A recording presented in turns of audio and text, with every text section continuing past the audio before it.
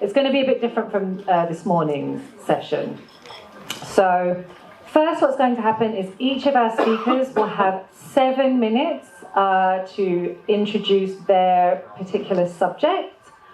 So they'll have 7 minutes each, and then we're going to go straight to discussion. So you're going to have plenty of opportunity to participate. We're going to open it up, and for the rest of the time, we'll all be able to have a discussion together.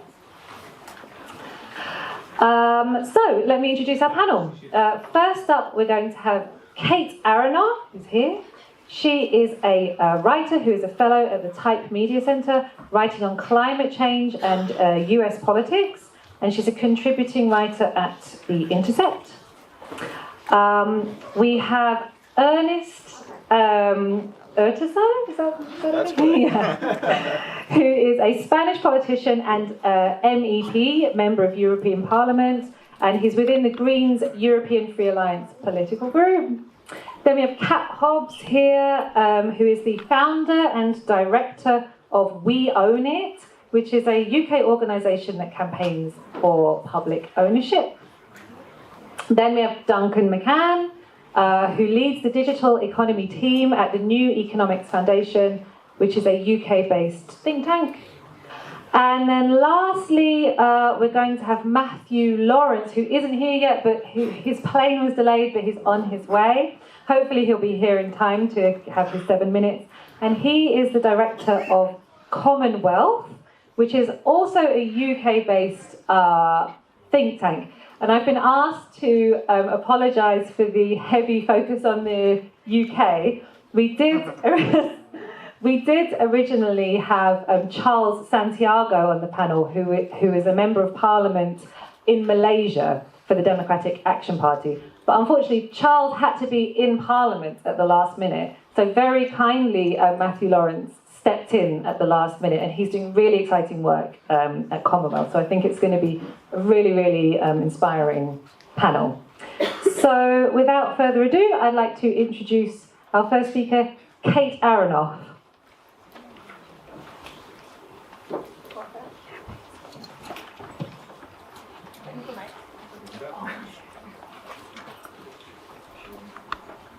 Hello, this is working, great. First up, thank you so much to everyone at the Transnational Institute. In the US, this is probably no secret, tend to be a little bit US focused, so whenever there is a chance to be a part of a transnational convening or group of people, it always feels like a really special treat coming from the other side of the Atlantic.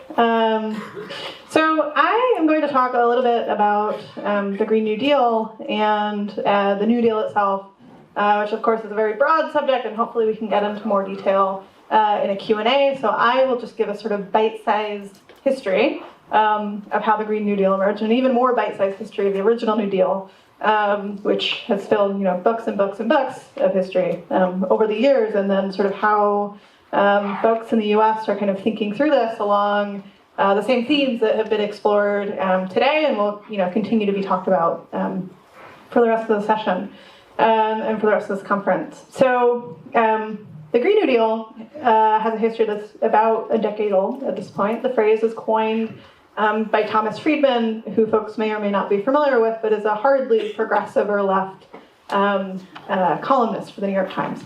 And most of the most serious thinking about it was actually done in the UK by folks sort of around the networks of the New Economics Foundation, who were really thinking through how to respond to the financial crisis that was sort of coming and nearing its most sort of serious point in 2007 and 2008, and developed a lot of the frameworks that folks are now picking up in the US. But obviously, Europe did not go the route of massive public investment toward a green transition 10 years ago. And that sort of foundational thing that was done has been picked up now in the last year, partly through sort of militant direct action.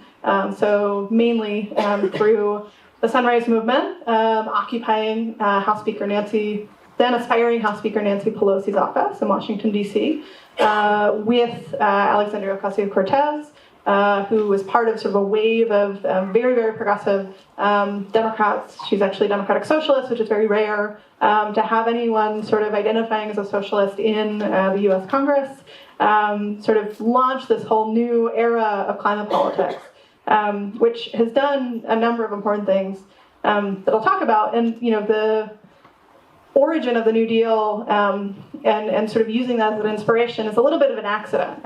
The idea for some kind of economy-wide mobilization to get off of fossil fuels, to transition to a clean energy economy had been in the works for a while, had been something that people were thinking about really actively coming into 2018, coming into a new legislative session. And they didn't initially want to use the phrase Green New Deal, but it kept sort of peaking out. And so when the sit-in happened, within 24 hours, that was sort of the frame that was picked up. Sort of reason why people were nervous about using the phrase New Deal is because it has a very sort of complicated legacy in the United States, let's say. So it was not a monolith. The New Deal was sort of a program of rapid, as some of its advocates phrased it, radical improvisation, rolled out over the course of a decade that we still live with in many ways today. So on the positive end, the New Deal, the original New Deal, as the Green New Deal hopes to do, asserted a really foundational role for the public sector in American life, in providing essential services, in really building a thing which the United States really didn't have, which was a welfare state in the 1930s in response to the Great Depression, and really set out to solve a problem that had not been solved in doing so.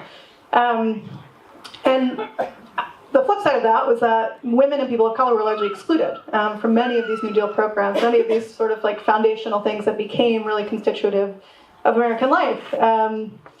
That was in large part because the Democrats had struck a bargain with racist sort of segregation of Southern politicians to exclude large parts of the population. And so the Green New Deal really hopes to correct the mistakes of the original New Deal and to build on sort of what the really positive parts of it were. And in doing so, sort of address the historical legacies that, are core to sort of the American project, our sort of long legacy of slavery and discrimination, and to really rethink what is a social contract in a warming world.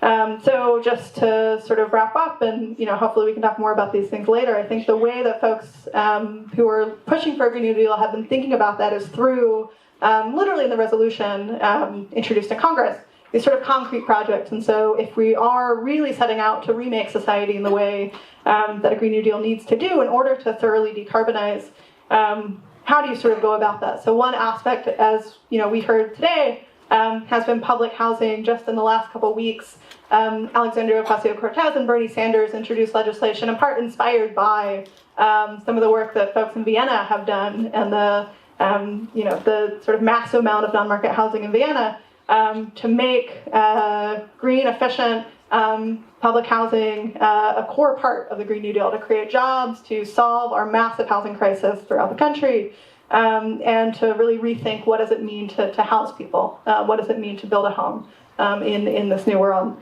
And the other thing that is sort of foundational to the Green New Deal has been in the resolution, has been sort of a big talking point newly in the last few years in the United States, is something called a federal job guarantee. So having a full employment economy that redefines what it is that a green job is, and really redefines what work and valuable work can be. And so really recasting the idea of green jobs away from just sort of big, strong men hoisting up wind turbines and solar panels onto rooftops, but really thinking about teachers, thinking about care workers, thinking about people who are doing work that is already low carbon or no carbon as being a really core part of what this transition will look like.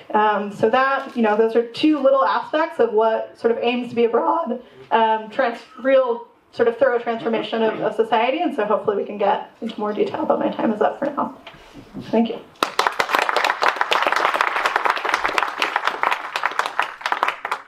Thanks, Kate. Thanks very much.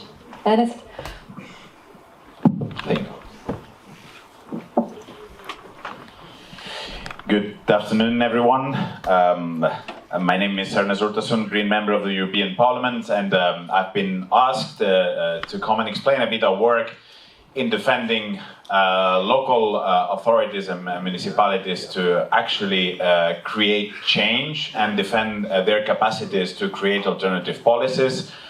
This is something that has been done by a bunch of MEPs in the European Parliament, supporting efforts launched in different cities, and particularly also in my city in Barcelona. There are some members of Barcelona en Comú as well here who have been strongly proponents of the idea of municipalizing Europe as a way also to strengthen public services and public goods.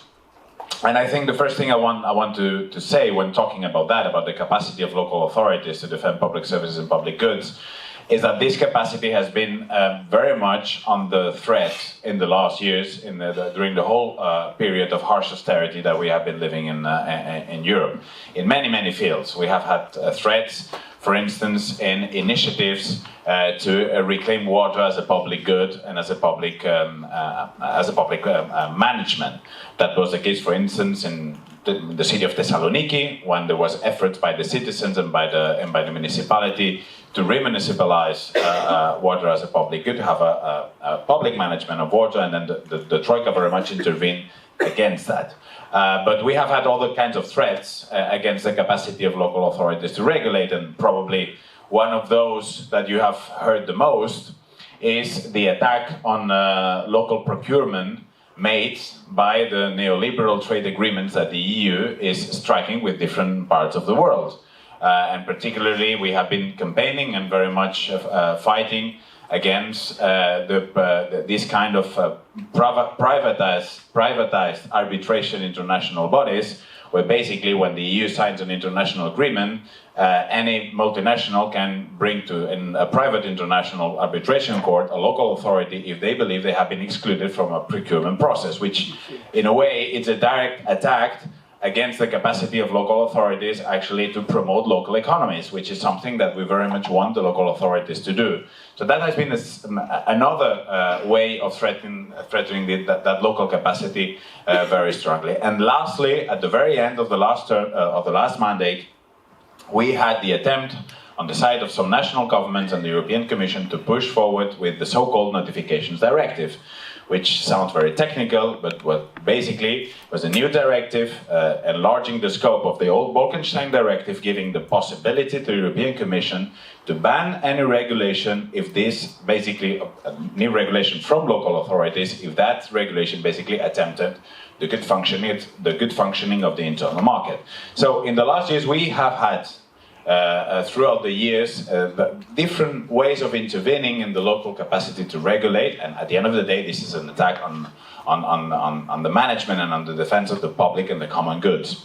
So now I think that, besides campaigning against all these attempts, we have also been trying to promote actually the capacity of the local authorities to gain new capacities to regulate in certain different fields. And I think, well, you've been talking about the Citizens' Initiative on Housing, which I also would like to thank for the work. Basically, you will be in the European Parliament next week presenting the ECI with some of us, and we're very happy about that. But basically, I think this is a new, there is a growing movement going on the offensive on the need now for local authorities to have the capacity to regulate our housing bubbles at different levels. And we know that in some member states, local authorities have now the capacity to cap the increase of rents, but in some member states, like in mine, like in Spain, the central government basically does not allow local authorities to do that, and this is really harming the rights of people of an affordable housing. So this is now if we want to go on the offensive, I think this is one of the fields where we very much need to say that we want local authorities to have the capacity to do that, to regulate and to intervene directly in the housing market, because housing is a common good, and we need also to defend it from a local level. There's another particular field where we have been insisting a lot that local democracy should be empowered to work, which is the issue of migration and refugees. And it has been completely outrageous what has happened in the last years, when the local authorities have been the ones basically facing the management of the phenomena and walking and receiving by themselves and taking care of refugees and migrants arriving to our countries without any kinds of support, by the way, on the side of the national governments and the EU institutions. And even in the European Parliament, we have been fighting because there is a huge fund in support of migration and asylum policies, which is called the AMIF Fund, which manages around 4 or 5 billion euros in a period of 5-6 years, that basically has gone all entirely to member states, and none of it has gone directly to local communities to be able to host and to receive and to manage the arrival of migrants and refugees. So this is another area where we believe absolutely local authorities should be strengthened. So we have housing, we have migration and asylum, we have water, and we have all different kinds of ills. And I don't have time because the banner of 1 minute has been shown to me already. I have 30 seconds left only, but all those issues, we need absolutely to empower local authorities to make our democracies better and to defend on public services. And I don't have time to talk about the fight on climate change, but this is another huge area where without the empowerment of local democracies, it will be absolutely impossible to meet our Paris commitments. So I just would like you to join us and our friends to defend this idea of municipalizing Europe, which I think is very important to strengthen our public goods and services. Thank you.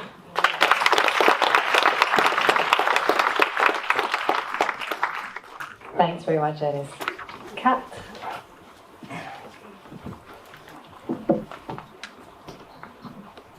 Hi everyone, it's great to be here, and thanks so much to TNI for organising this conference.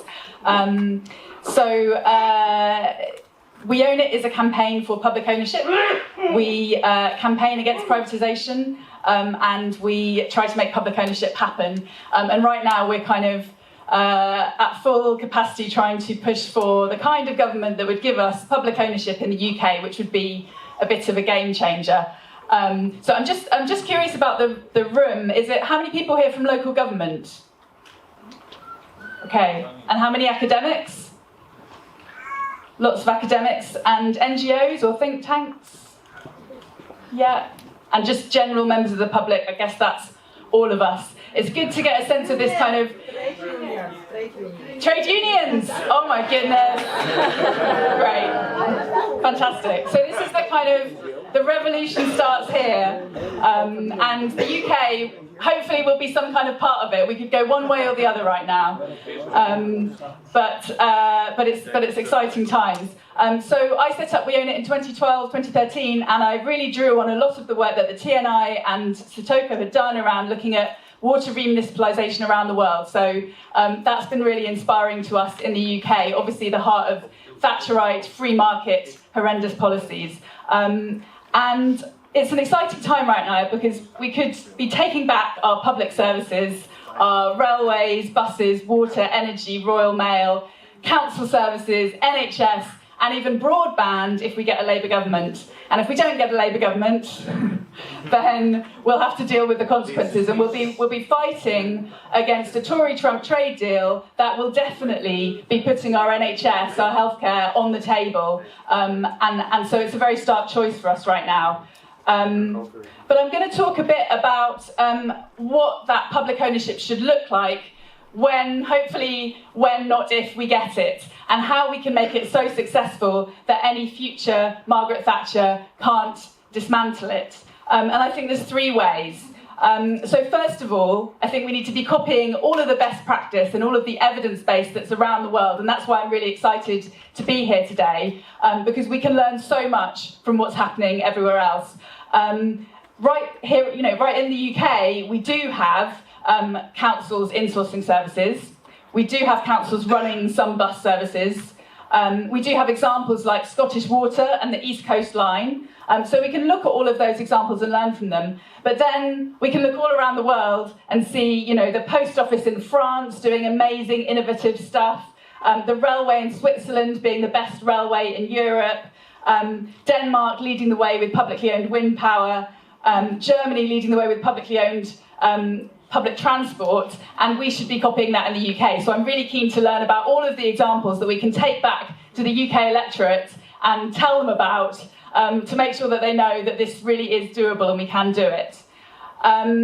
Secondly, to make public ownership successful, I think in the UK and around the world, we need to have really strong accountability mechanisms. So we produced a report because we've got a Labour opposition right now that did a consultation on democratic public ownership. And this was our response. It's called When We Own It. And this outlines our model for what we think public ownership should look like. I've got some copies, help yourselves. But we're saying that there needs to be a really strong voice for citizens, workers and communities on boards. We want to see an organisation which is democratically accountable and independent of government, which represents the people who use public services. So much as we've got trade unions to represent workers, we need a voice for users too. And they would enable all of us to participate in our public services in a really active way, whether that's making all the data available and accessible online, having shop fronts on high streets, enabling us to feed in our ideas, enabling users and workers to get together and come up with new ideas for our public services. This organisation would help to make sure that we make public ownership as good as it possibly can be. So firstly, best practice, secondly, accountability mechanisms, and thirdly, organisations. So we need, a duty to decarbonise.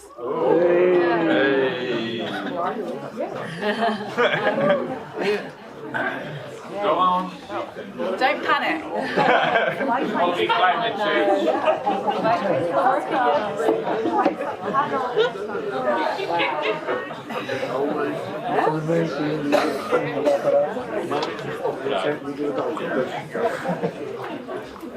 Now, you know, they didn't want to hear all ideas.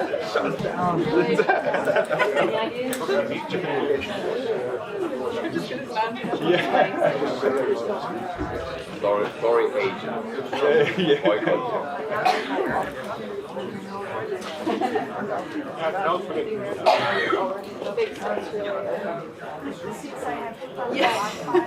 think we can get there.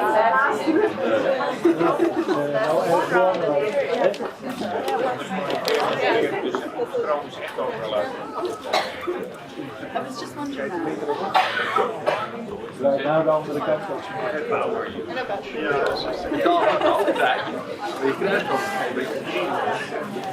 parkeerplaats.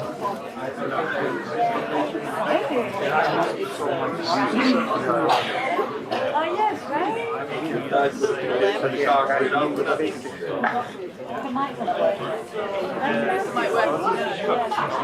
Otherwise we could have just carried on with that. Yeah, I was just wondering. Keep talking. Keep talking. I've got no mic. I'm going to project. Does that work? Okay. Have we got public power in Amsterdam? I really want an answer. Have we? Because if we do, we need to improve it. Okay, I'm going to keep talking in the dark. It's good that my eyesight is good. So new 21st century duty. So a duty to decarbonise. Come forward. Okay. Try not to fall off the edge. Great. It's fine. Okay. You can put the mic away. I can put the mic away.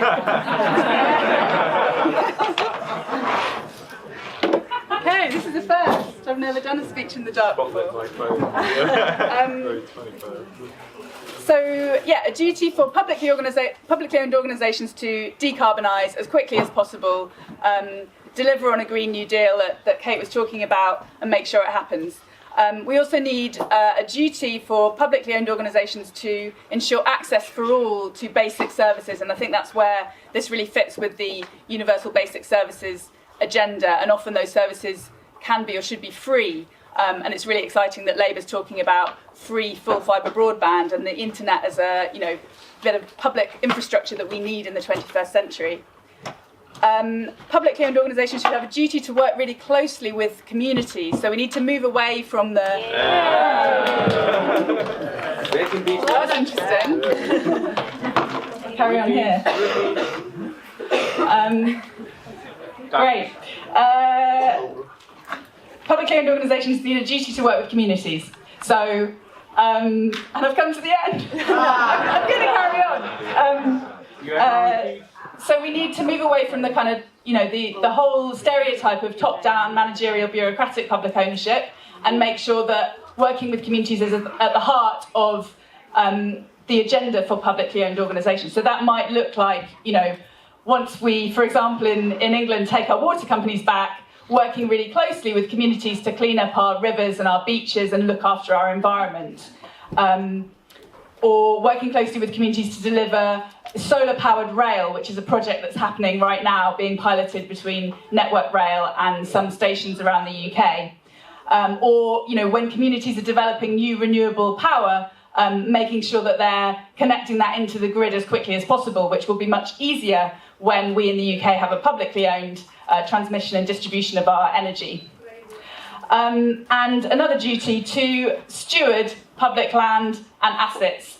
So right now we have, basically public services which are selling off as much of our land and assets as they can, but we need to make sure that we don't have the kind of the fire sale that we've got right now in the NHS, for example, and we can make sure to be using land better. So United Utilities, which is a water company in the north of England, leases out a lot of its land for grouse shooting, which is bad for the environment, bad for the grouse. That land should be part of a Green New Deal, and we should all have a say over what happens to it.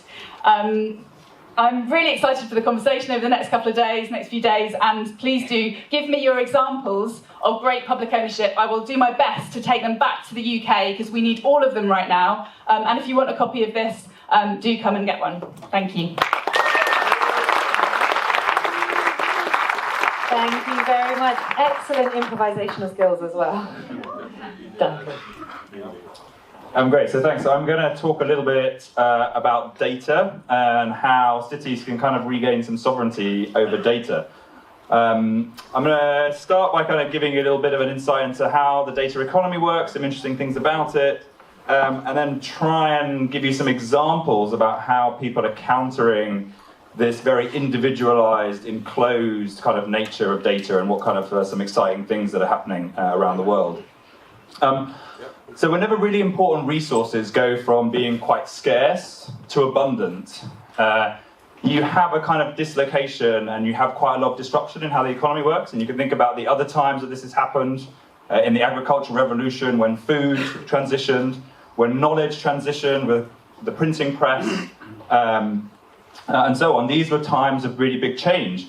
And exactly the same thing is going on with data. So data used to be expensive to collect, expensive to store, and expensive to analyze. And the opposite is now true. So now we are capturing more and more data, we're able to store it for longer and longer. Indeed, there's a whole thing about data permanence, where if we're never ever going to delete data again, what does that mean for our ability to kind of live a full life, to leave things behind, and so on? So there's some big concerns about this new way that data is managed. So we've gone to this kind of abundant resource, and the resource is becoming extremely valuable. So I'm sure all of you will have seen, or some of you might have seen, The Economist term data the new oil. In some ways that's a helpful metaphor. In many ways it's a very unhelpful one. There's lots of similarities that these resources have, but there's also lots of differences. But it's clear that there's going to be a lot of value. These massive companies built on foundations of data. And it's really important that we think about how communities, citizens, and municipalities and the state can also kind of benefit from this kind of data revolution.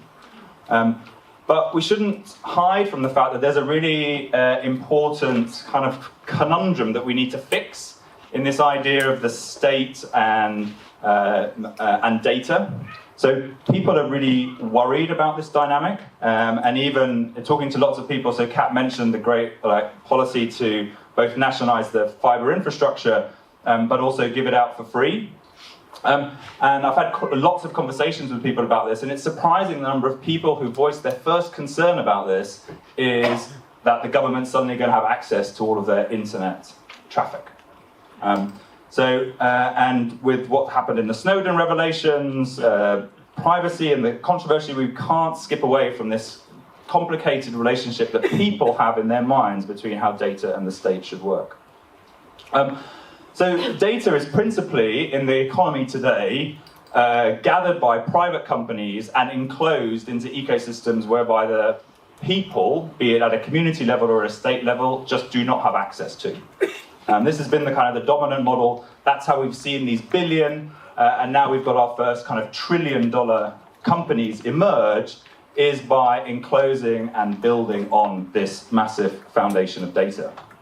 Now, in the EU, we've taken a slightly different turn from that with our kind of GDPR, so our General Data Protection Regulations, which many will be aware of. We've taken a slightly different turn, trying to regain some, at least individual rights over our data. And so GDPR did some great things, but I think the big failing of GDPR was to push everything down back onto the individual. We've got to read complex terms and conditions, we've got to somehow manage our data security online. Most of us just don't have the time, and even when we do have the time, many of us don't have the expertise. And even me, who works in this field regularly, it's still a minefield that's impossible to get around. But what's exciting now is building off that initial period of enclosure and then a kind of second generation about moving things onto the individual, is we've now got a movement looking at how can we collectivize, how can we bring the state into this, how can we bring public institutions, how can we bring communities into this. And there are some really exciting initiatives going on all over the world in this kind of area. And this can be things as basic as kind of massive platforms sharing their data voluntarily with public sector organizations. So for instance, Twitter shares its data with the UN to help the UN kind of track and manage migration. Now, obviously there are downsides to that as well, but it's at least one interesting example. And all over the world, we're now seeing new kind of data structures emerge that are looking to, as I say, collectivize it. So in the UK, we're seeing the idea of data trusts. So trusts are a particular kind of vehicle where you kind of identify a beneficiary. This could be either a community or a particular field. And then you have trustees that run this, and they have particular fiduciary duties. So they have duties of care to the beneficiaries, and so they have to manage that data in accordance with the kind of the benefits and their duties. We're seeing data co-ops emerge, where people are voluntarily pooling their data. A really exciting one is in Switzerland called I've forgotten. It's mydata.coop. It's a medical data co-op, and people have pooled their medical data together, and they share it not for financial reasons, but in order to encourage researchers to look into either diseases that are under-researched, force conditions on the research, so for instance, like it having to be published, things like that, which is amazingly not done in so many other areas. We're seeing data unions, where both the traditional union movement is emerging to tackle data issues in the workplace, but also new unions are emerging for us all as data citizens. So imagine if we could have a union with a couple of 100 million Facebook users, how much power that would give to negotiate back against the platforms. And then all of this is being encapsulated in ideas around data commons, which are kind of nascent but being developed, especially in places like Barcelona. So I'm just going to finish by giving a few things that cities can really think about doing in terms of moving this agenda forward. Firstly, this isn't a thing that we can do in isolation. We need to work together.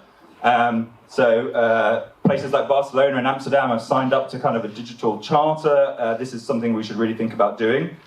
Cities need to rethink about the relationships. We have the platforms that have really invaded our cities, setting conditions, sharing data. We've seen that with Airbnb data in places like Barcelona, but New York has forced Uber to share all their transportation data. We should be absolutely doing that.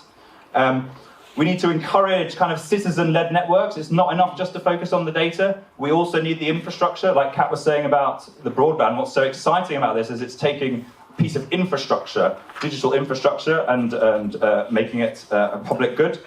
And then finally, cities need to think about using their own resources. So where I live in Hackney, and I know the mayor was here earlier, they're one of the few boroughs in all of the UK that actually have data analysts that work internally and are able to make the council make best use of the data that they already have. So thank you very much.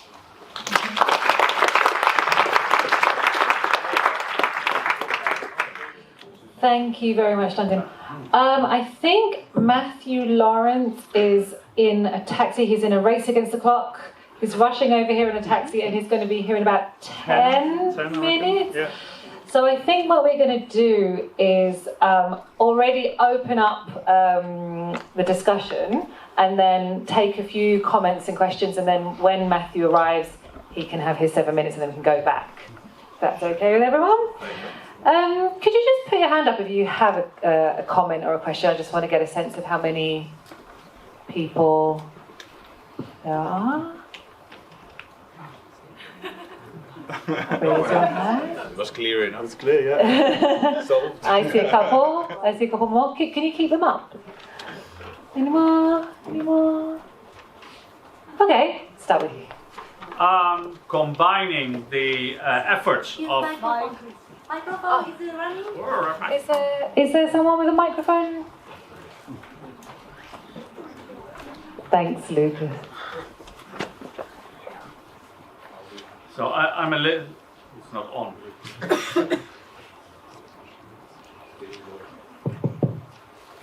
So I'm a little bit looking farther ahead, but combining your efforts with the story of Harvey, I see that at some point the owners of all the money will own everything, and thus the organization of within a lawful context dealing with the capital will become impossible. So how do you see, can we change either the laws of who can have use of what money, or do you foresee that other kinds of revolution will be necessary as well? Thanks. Let's take a few and then we can go back to the panel. The gentleman behind, Lucas. Sorry, I hope this is going to come as coherent. I'm interested in smart cities and access to real-time data, which seems to be an overlooked subject. One quick example is that I discovered that the estate where I live had continuous gas readings, so I decided to Freedom of Information them. Of course, I couldn't get the real-time feed. I could only get a chunk of the data. This was less of a problem 10 years ago, but now we've got a lot of people building sensors that are proprietary, and we've got smart cities providing all that real-time data all the time. I'm personally quite worried that that data doesn't belong to us, and indeed the whole infrastructure doesn't belong to us. Sorry, that's a bit rambling, but I think you can see where it goes. Not at all, thanks. Any more? Can you put your hand up really high if you have a... There, Lou. Oh. Hi, I don't speak English. Quizás Ernest pueda traducir. Sí. Bueno, Ernest is going to translate. yo te traduzco, di. Buenas tardes a todos y gracias por la comprensión. Nosotros entendemos que el poder es de la gente, aunque la gente no lo sepa todavía. Entonces, una pregunta para la mesa, desde el punto de vista político o político-social que representan ustedes, ¿cuál es la forma didáctica de hacer entender a la mayoría de la gente que el poder es nuestro? Gracias. I do believe that the power belongs to the people, but people are not that aware of that. So my question to the panel would be how to make people aware that they do indeed have the power.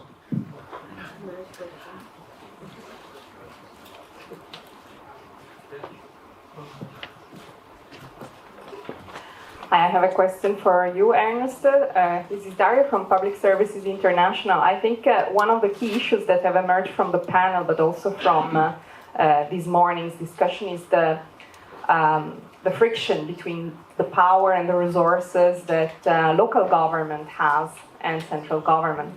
These critical acts of discussion, which also drives some of the privatization the balance between privatization and remunicipalization. So you, Ernst, talked about this initiative that you're driving in the European Parliament and at the European level of municipalizing Europe.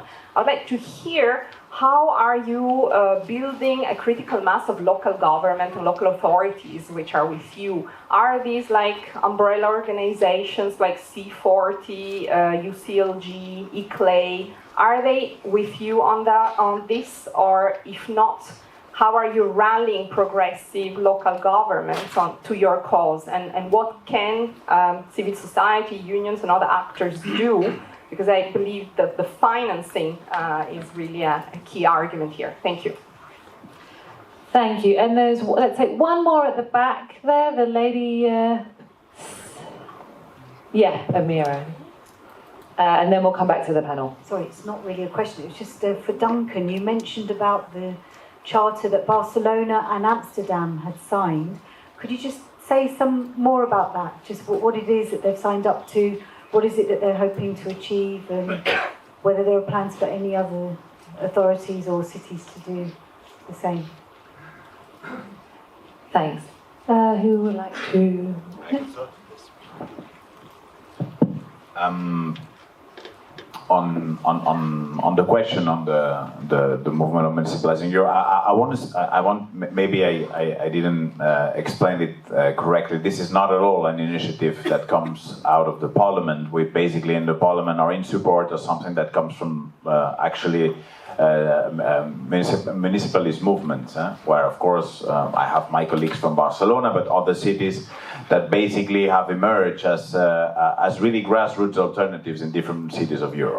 So basically, what at the end of the day we do, a bunch of parliamentarians in the parliament, is to try to support their efforts in really being able to develop those alternatives at local level. And indeed, there is a network of movements. Many of them are here. Of municipalist movements that gather regularly all around Europe and also in the world.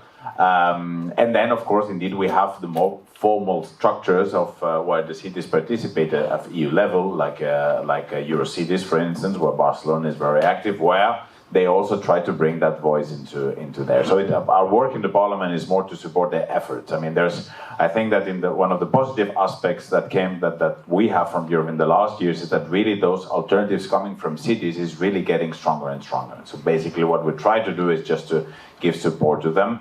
And you touched upon an issue which is very important, and I didn't have the time to discuss, is also the issue of financing of local authorities, because another phenomenon that we have experienced in the past is in the area of austerity, central governments trying to control the capacity of local authorities to invest. And even if I can take the Spanish example again, we have had the outrageous legislation passed by the previous conservative government, where even it was banned for local authorities to invest their surplus. So in the last, that happened in Spain for some years, and it's still in place now with a bit more flexibility, but it's still in place. Local authorities could not spend their surplus. And then, of course, you take a city like Madrid or Barcelona with huge needs in terms of housing, in terms of education, and these kind of attacks do not continue. Yeah, great. So I'll just, on the smart cities point, I think it's absolutely relevant. You know, every city has been convinced that they need a smart city bit of infrastructure. Most don't really know what they're doing, and so they go to the 2-3 providers that are doing it. And as an admission, 8 years ago, I spent 10 years working for Cisco Systems. They were one of the initial developers of kind of the smart city concept, along with IBM. And remember going to many kind of sales pitches to cities around the subject.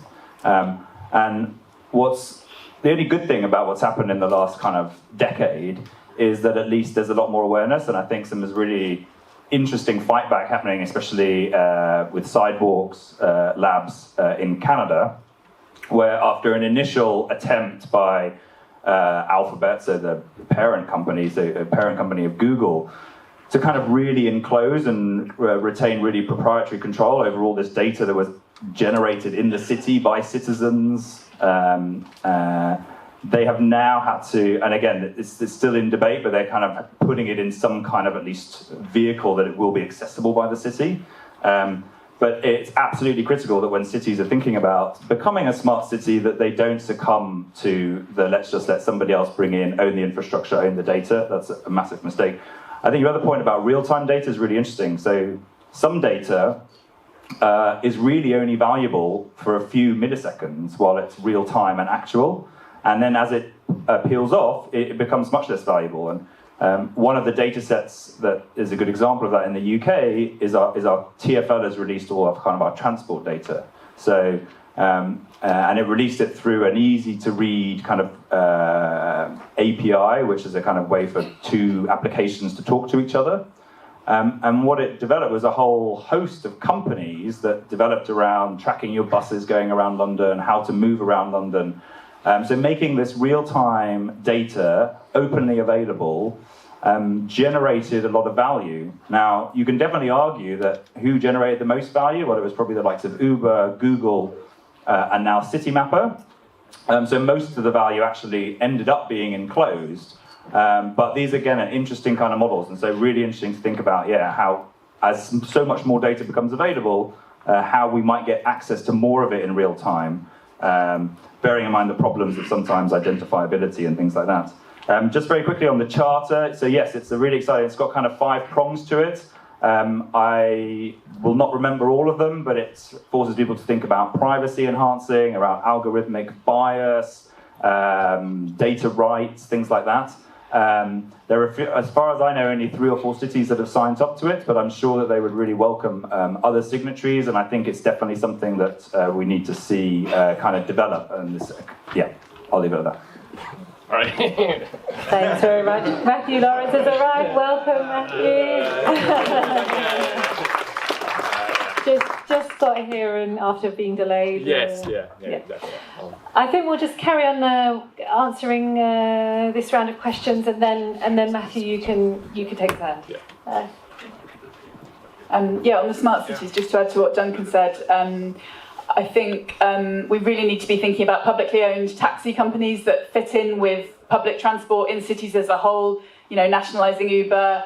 And I think the threat of driverless cars in our cities is real and is scary. Tech companies are investing in this technology of driverless cars, and I think cities need to be prepared for that, and they need to be prepared to say, we will regulate, and we will, in fact, aim to own this technology and use it in whatever way we think is best. Whether that means driverless car fleets or not, because otherwise, we're going to have that data being used against us. And then on the question, there was a question about power to the people, and the people have the power, but they don't know it. So I think that there's 2 things I want to say to this.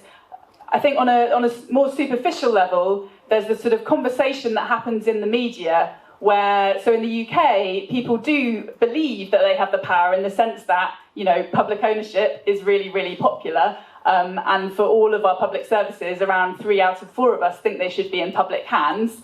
But the sort of battleground is with the media, who are trying their absolute darndest right now in the election campaign to say, this isn't affordable, you can't do it, and kind of repeatedly, putting out these messages that try to disempower people and that try to convince them that their gut instincts about economics, that they should have ownership of public services are wrong somehow, and that Jeremy Corbyn is the devil. I think ownership of the media then becomes really, really important, and getting our stories out. And to some extent, we can use social media for that, and to some extent, we don't own social media either, and so that presents its own problems. On a deeper level, I think giving people a sense of power is about organising, movement building, campaigning, winning victories, people feeling like what they do actually does make a difference, and participating, in public services and in the kind of democratic life of our society in general. Yeah, I don't have too much to add. Just briefly on the smart cities point. This is really interesting in the US because we are, like everywhere else, generating a lot of data. But there's actually really, from the standpoint of decarbonization, there are really interesting things that can actually be done with a lot of that data. Whether that's, hooking up appliances to figure out what time of day is best to run your dryer, or things like that. And I think that sort of raises a lot of alarm bells for people. And rightfully so, in a context where most of that data is owned by private companies, is owned by sort of private utilities. and things like that. And so I think it makes the question of ownership even more important if that data is really publicly available, is being used under public oversight in the public interest. It's a very different situation than Amazon selling it to Facebook, who sells it to, whatever retailer is going to tell you which product to buy, or even things more nefarious than that. So I think it would be a huge missed opportunity if we didn't really use all of that data in a positive way in things like housing and transportation and all of these sort of crucial sectors for decarbonization. And then just briefly on the sort of question of the balance between central and local power, I think this was really interesting. It's really interesting to hear how folks sort of talk about this here, in part because decentralization in the United States has often been a push from the right to empower more reactionary local governments, and has been sort of a process of de-emphasizing federal power, de-emphasizing the national state, to re-center power at the local level. And I think that it's just an interesting sort of tension, I think, for folks on the left there who, I think are very committed to many of the things that have been talked about today, but also striking that balance between what does it look like actually for all of these levels of government to work together in the context, as many folks are dealing with here, of massive inequality. Sort of how do you have a decentralization? How do you, re-localize power in a way that doesn't leave sort of staggering, deep inequalities in a way that, sort of public power, or the power system in California, for instance, one of the biggest utilities in the state is bankrupt. There's a question about whether to bring that under public ownership. And one risk that people are sort of raising is that you could have a possibility of very rich cities like San Francisco or San Jose splintering off, forming their own municipal power, and then leaving everyone else with a sort of public or private utility of last resort that is less green, that is less efficient, that is less functional. And so how do you have all those systems working together, I think is just the sort of challenge that we're facing. Thanks very much. Yeah, I think that's really key as well, the question of levels and scale, and how the sort of local and the national and then the transnational work together, and especially on these huge questions like climate change and big data. And I think that's something that we're all probably thinking about and maybe could come back to after Matthew has. Do you want to take the stand? Or? I could, or I could sort of. How was that other people? Other people have taken the stand, but it's totally up to you. It feels quite grand. Okay, yes, you are very grand. Yeah, well, first, huge apologies for being late. Actually, I had to be in the UK last night because of election-related work, and then there was a big delay this morning for the flight over, which is so apologies for that. But I just want to say a few brief words because the time is now tight. And what I wanted to say really is that whatever happens on the 12th of December in the UK's general election, clearly I think the energy, the social movements, the sort of institutes, the agenda that has been developed by Labour, but I think much more widely than that, around the democratisation of the economy at various scales, from the local to the national to the sort of transnational, is here to remain. And clearly you can see that, and I think it's already been touched upon from the questions I just heard and the answers, around a new sort of ecology of interventions around collective rights to data, around rethinking municipal control of vital services, around transport, around energy, around sort of re-articulating how we sort of steward nature and re-embed it in nature. But what I wanted to touch upon in particular was a relatively novel policy, which I think in some ways goes to the heart of how we will build a democratic economy both at the local and the national and international scale. And that's the Inclusive Ownership Fund proposal, which is in Labour's manifesto, and a version of which has been adopted by the Bernie Sanders campaign in the US. And that sort of proposal, which at its heart is about democratising the company, actually emerged in a paper I co-wrote with colleagues of Duncan's at NEF. And that paper was on the cooperative economy in the UK and how we can scale a cooperative local-based economy. But we very explicitly also included this sort of policy idea around the Inclusive Ownership Fund, around how do you democratise the corporation. Because I think if we want to democratise local economies, we have to have a strategy for how we democratise the company. Because at the moment, the democratic economy, social enterprise, cooperatives, municipal enterprise, it operates in a hostile economic environment in which the fundamental institutions and units of our economy are hostile to the principles, the ethics, the operations of the democratic economy. So our idea in this report, which has then been fleshed out in this proposal, is that if we want the democratic economy to thrive, we need to democratise the company. So the policy, as such, tries to do that in two ways. It essentially requires companies to issue into a locked trust, controlled by the workforce, a set of expanding economic and political rights, shifting control of the company away from institutional investors and the intermediation of ownership by finance towards the collective of the workforce who would control and vote upon their ownership stake. And in doing so, it would transfer and shift voting power towards the workforce and shift the sort of surplus that is socially generated within the firm towards workers as a whole. And in doing so, it sort of democratises both voice, power, and wealth within the company. And the critical idea is that sort of companies then slowly sort of shift towards worker ownership over time, and those companies that are sort of highly profitable, above a certain amount of sort of dividends distributed to workers, so the Labour Party proposal is about £500, that sort of dividends of profits are redistributed towards a social sort of wealth fund or sort of various public goods. And so it's a mechanism for driving the wider socialisation of capital in the economy and therefore sort of re-embedding it under democratic control, an institution which then, in combination with the sort of type of, strategies at a local level, can begin to democratise economic power at various institutions and at various sort of scales. And so I think it's a really sort of interesting idea, and it's sort of, fascinating that sort of crossed the Atlantic and is now sort of anchored in sort of Sanders' agenda for how you democratise the US economy. But I think really, for democratising the local economy, we have to get a grip with the company, which, as it's currently organised, is oligarchic, both in terms of where voice resides, investors and management, and where the wealth that we generate in common flows to external investors, to sort of institutional investors, asset managers, etc., and not to sort of the people who ultimately generate it. So I think the one thing I'd like to sort of throw into the mix is that we need a real strategy for democratising the company alongside wider strategies for democratising the local economy and making sure they sort of embed and sync together if we're going to drive deep structural change in how it operates and for whom.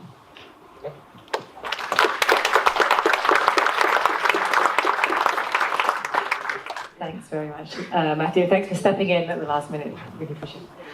Are there any more questions? Can you put your hand up really so I can see you all at the back as well? Oh, and I'm being asked to ask you if you could please introduce yourselves when you ask your question. Yes, there was.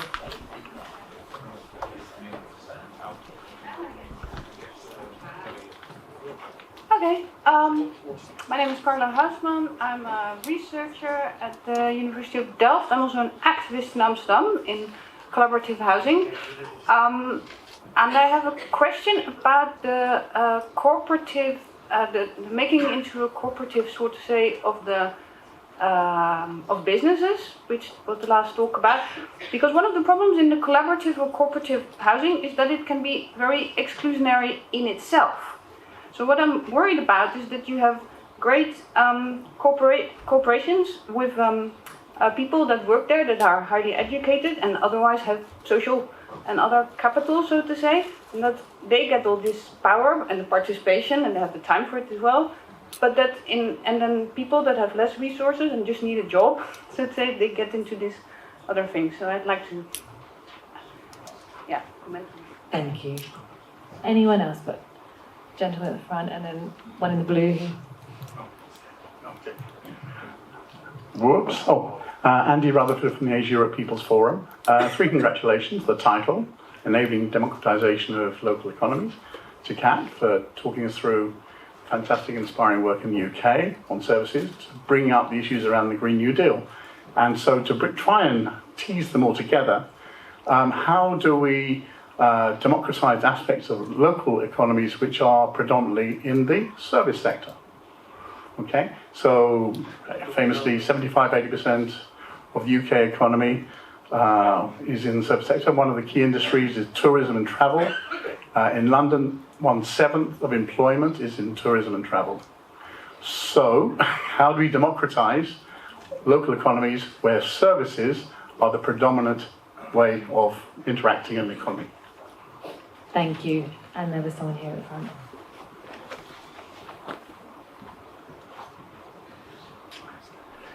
Hello, my name is Sylvain Aubry. I work for the Global Initiative for Economic, Social and Cultural Rights. I wanted to pick up on the point Kate raised about the tension between central and local authorities, which is a question for the whole panel and I think for the previous panel that to me is very relevant. I mean, just to put into context, in the US, decentralization of education and local ownership of education is the single biggest driver of inequality in the US. So local control of schools in the US is what drives inequality.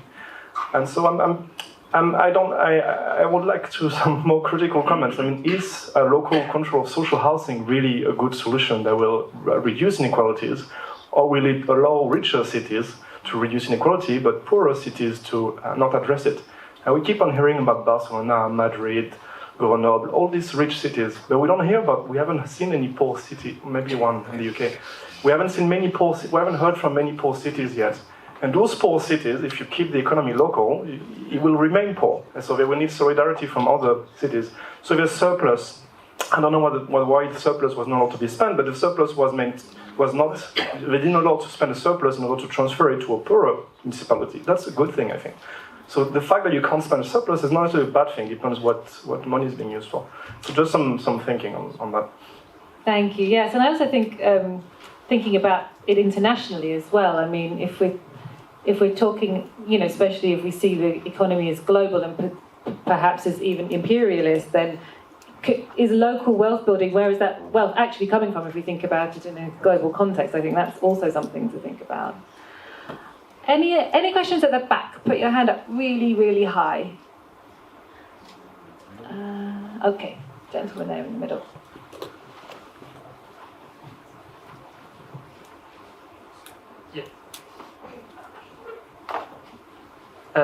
So I have a question for Duncan. Oh, sorry, I'm Max. Building forward on the points that Kate said, like learning from practices from all around the world. I think that in Lithuania and Latvia, you have like free Wi-Fi almost around the country, and I was wondering how they are dealing with management from people who using the Wi-Fi and their data, how it's being used. Thank you. And it's Niels, the lady in front. I was looking at the back. Thanks for our wonderful mic runners, Lucas and Niels. Hi, Jet from Amsterdam, from the trade union. I have one question I'm very worried about. That there is some places on the planet, local places, where the people have maybe €1 per or whatever, very low, and very not any of these things of water, electricity. They have no hospital, they have no school, they have no whatever. I think this is the highest priority, because if these areas stay like that, the whole planet will be victim. Because there is coming a lot of problems coming from this area. So I read some books, so maybe you also did. So we are here now from the whole world together, from a lot of places. And my question is, what can we do locally? We come from local places for some other local places. Maybe they are even not here because they cannot pay to find the way to come. Even they have not the website or whatever. So, yeah. Yes, thank you very much. And there's one more, Niels, one more here. Yeah, the gentleman here at the front. And then we'll go back to the panel again, and then hopefully we can have one more round. Okay, so my name is Chandan, and I'm a trade union organizer coming from India. I think this is a very Europe-heavy panel. And since morning, we have been trying to find a space where the debates of the Global South can be also addressed. It's very apologize to the organizer and the panel. It sounds very utopian to us. We are dealing with a problem with a mass. They have failed to build their identity in the city. So organizing locally, and then the debate where the right-wing agenda is taking over the social justice debate.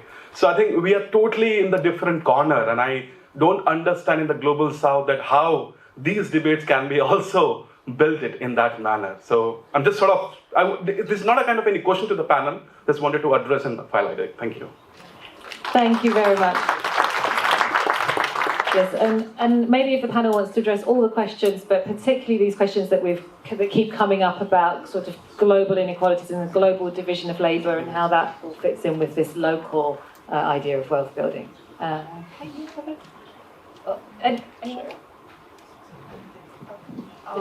go first. So the question on the balance between local and national, I think is really, really important, and I guess it speaks to also the question about kind of participation being, mostly by middle class people. So I think, it's about the role of the state, and one really important role of the state is to make sure that we don't have, a postcode lottery whereby different areas end up with different amounts, and some areas get a really raw deal. But also, I think the role of the state is to represent a broader public. So that's why I think there's a difference between public ownership and the kind of other forms of ownership that we get outside of public services, like having more co-ops, more worker ownership, the inclusive ownership fund. All of these ideas are about different ways of democratising the economy. But when we're talking about public ownership, where we're paying for services, the state is making that happen, there's a kind of collective deal between us and the state, then that should be on behalf of all of us, and the state should be doing its best to make sure that we're all represented and we're all participating. Obviously that's difficult and challenging, but I think that's what it should be. I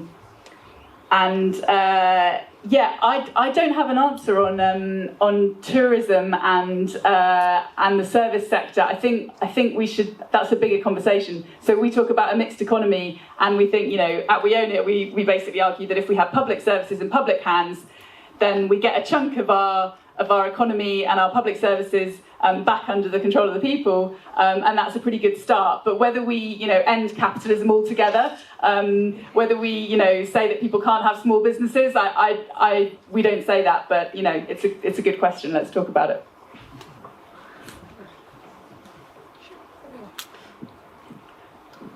A lot of really good questions. I guess to start, so the idea of local control and the balance between that and sort of other levels of government. I think education in the US is probably the best example of how that can go horribly wrong, and how, it can really sort of deepen inequalities. I think for me, looking back, in particular to the history of the original New Deal, in some of the agricultural programs in particular, there was this sort of effort to route around very reactionary local governments and go directly and talk to people. And so some of the programs coming out of the US Department of Agriculture at the time held sort of education sessions with farmers around the country to sort of figure out from the bottom up what the needs were, just because it is very hard to decide what a farmer in Kansas needs from Washington, D.C. And so that was the sort of way that program was designed, which, again, the New Deal was not a monolith.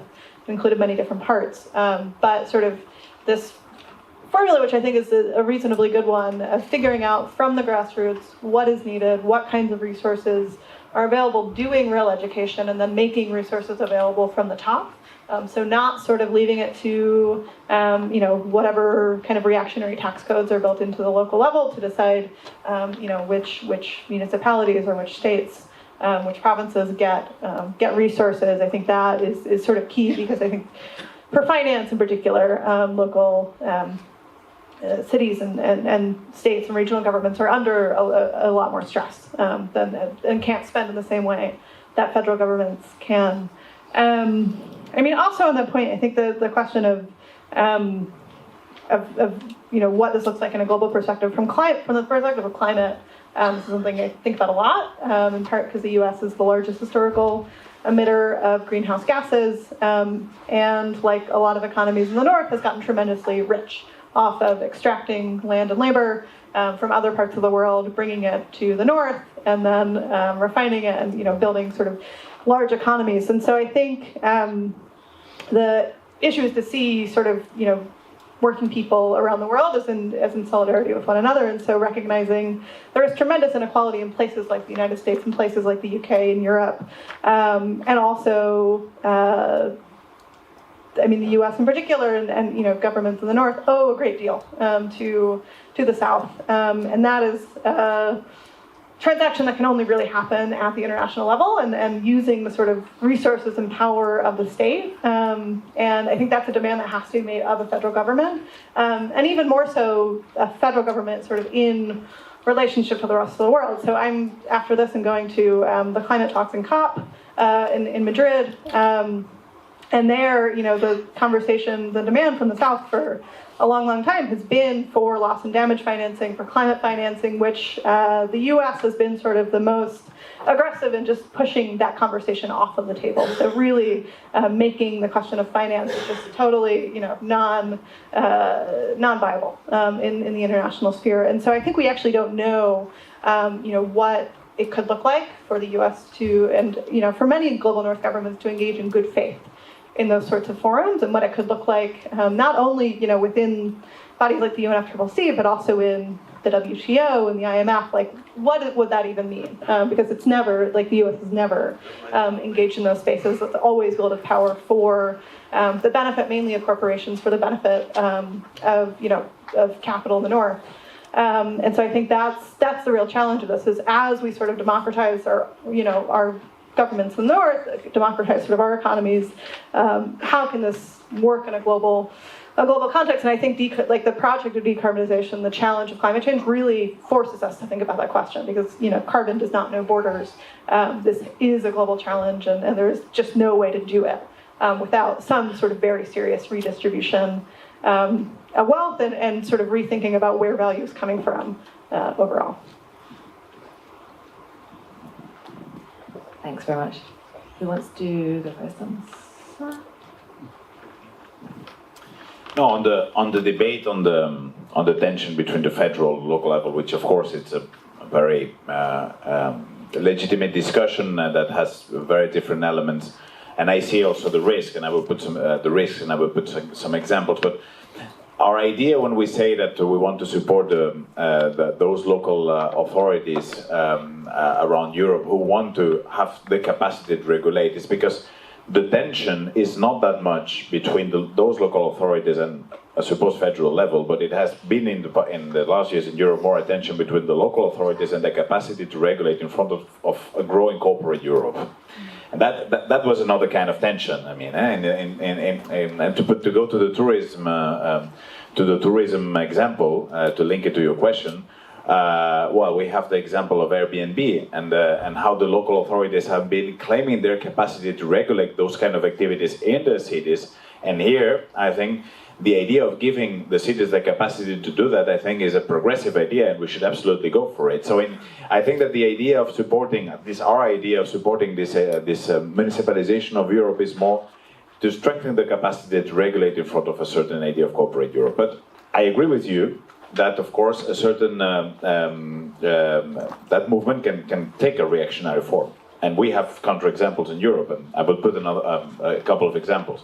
We have today cities in Europe who do not want to apply EU regulations when it comes to air quality.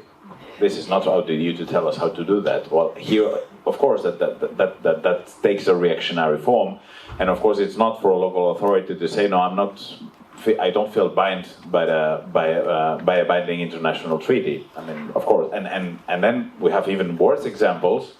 In Poland, for instance, we have some local areas that have been declared LGBTI-free zones. Okay, but then of course we need to very, very clearly see exactly what kind of forms those movements have.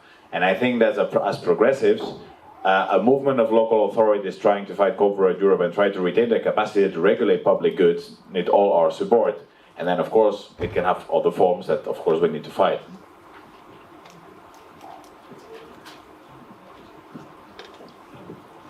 Yeah, I mean, on the sort of question around sort of the boundary between sort of workers and non-workers and the democratization of the company.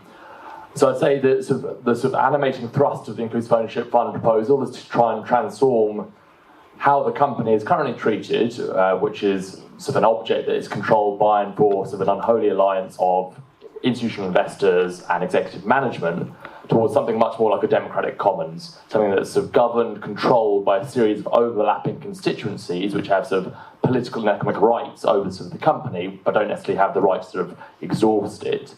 And so clearly one constituency within that is sort of the workforce as a democratic association that's bounded by, within the collective of the workforce. It is a deeply political relationship work, and therefore extending economic and political rights to the workforce through the funds is, I think, sort of one right way to do that, but it isn't the only way. And so we also think that there should be overlapping series of, sort of institutions which also exercise control on behalf of wider society, sort of people who engage in sort of non-wage labour. So that could be anything over how companies act and in whose interests.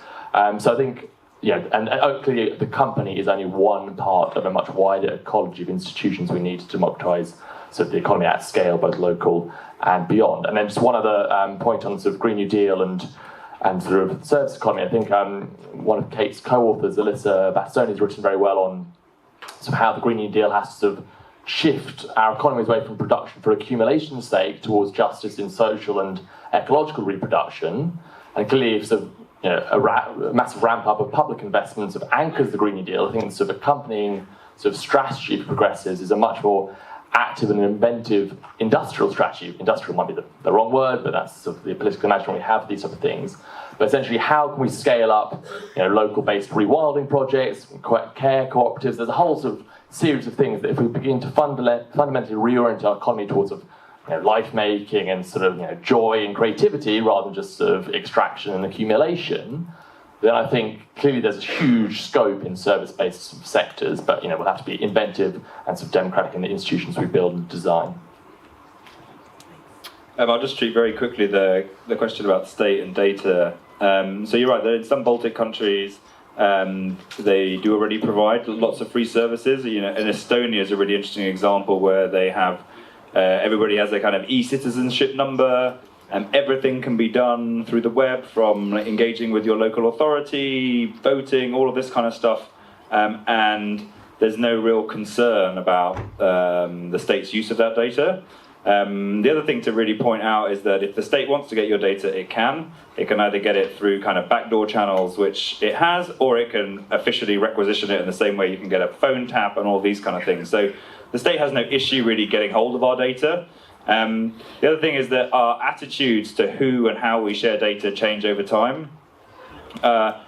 Few might remember that when Amazon started, they had to employ banks and banks of people to do the last leg of the transaction, which was giving your credit card details, because nobody ever imagined that you would share your credit card details on the internet.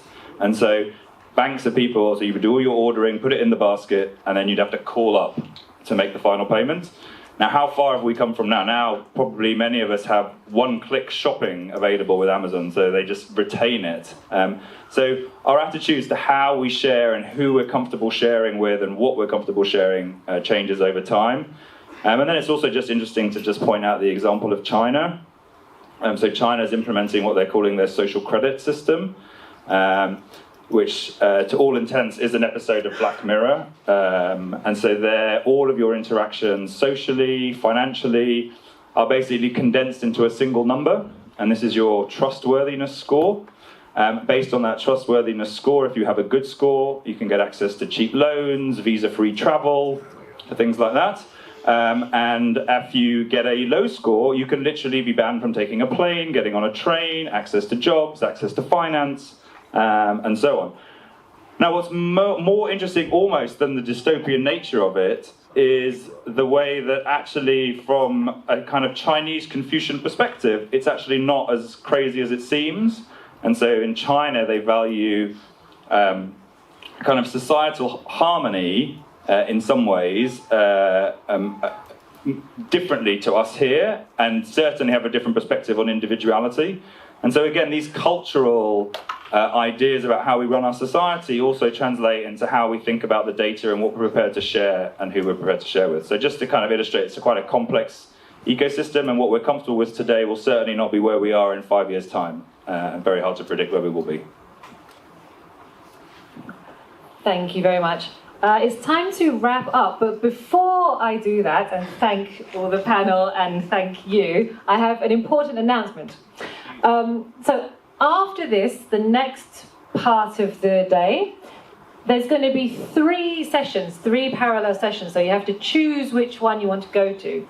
One of them is going to be in here, that's on public ownership, and there's going to be 2 sessions in the mosque, which is where we had lunch. One of those sessions is going to be on energy democracy, and the other one is going to be on deprivatization, water, waste, and health.